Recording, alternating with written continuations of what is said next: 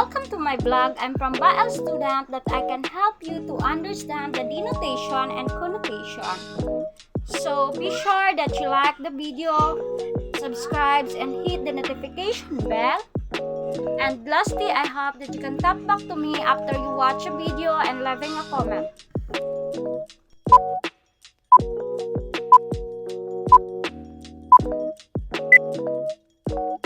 Let us first define the denotation is the direct definition of a word in a dictionary. So for example, if you look up the word snake in a dictionary, this is what you can find. Snake, any of numerous lampreys, scale elongate, and sometimes venomous reptiles use it on a sentence.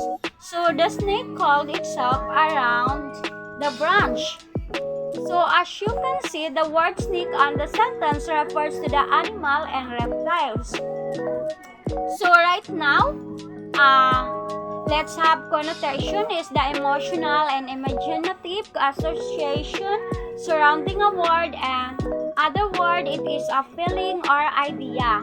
So that a word carries which affect the reader understand it is used a sentence. Now it is a back the word snake and it is used it on a sentence. You should not trust him because he is a snake. So in this sentence, do you think the word snake still means an animal or a reptiles? So not anymore. So what do you think the meaning suggested in this sentence? The word snake and the sentence means a person or deceitful or someone who cannot be trusted because he or she makes the people believe something that is not true. As you can notice, this meaning is no longer what the dictionary said. So which is animal or a reptile, it is already interpreted or on a different way based on how it is used and the sentence, okay? So in some cases, however, snake connotes danger or evil. So isn't clear? Let us have another example, child. So let us use it and the sentence first. Is an energetic child. Roldan is an energetic child. What do you think that the denotation or the dictionary definition of this word? It is a young son.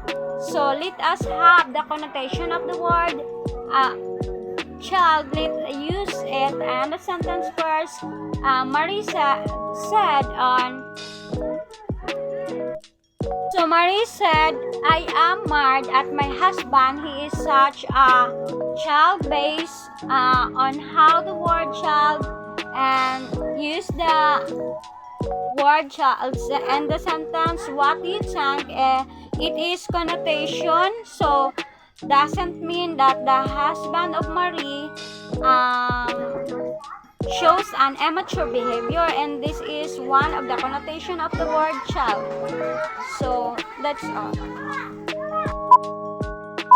I wanna say thank you so much for watching. I hope that you can find this context useful. There are so many different ways to get students to start thinking about connotative meaning and denotative. So leave me a comment below. How do you see yourself and use this in your classroom? What are you thinking about? I would love to hear it. And of course, don't forget to hit and subscribe. Like the video, hit the notification bell that you can make sure that you can catch me on the next video. I'll see you next time.